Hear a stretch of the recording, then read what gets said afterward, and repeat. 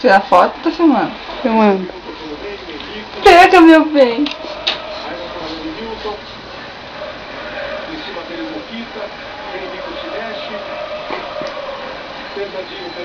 Coste nele um. O torcedor que tá ligado no futebol da Globo, navega pela internet, já começa a pensar na final da Copa do Brasil. Pega pra bater. O Internacional pode ser considerado agora o favorito ao título. O Internacional está se classificando.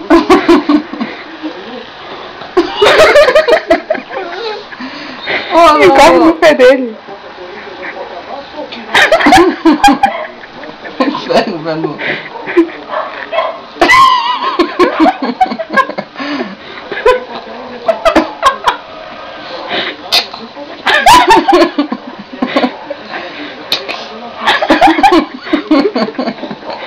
Eu te amo.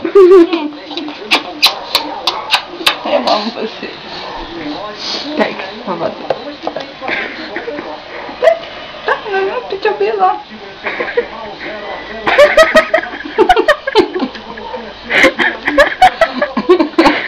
Eu tô tremendo. Tá, meu bem.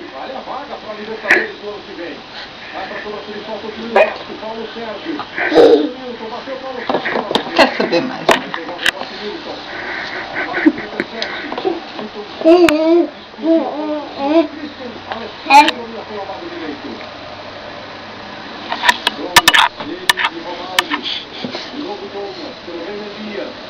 Fica com o espaço, Ronaldo fica ali, posição legal, saiu o goleiro, Ronaldo driblou, Fernando Praia e recupera brilhantemente.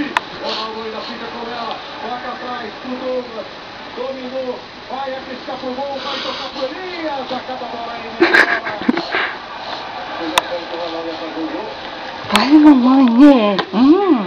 Mas ele faz o gol, né? É porque pegou uma posição privilegiada. E por que ele não fez? A falta de início, né?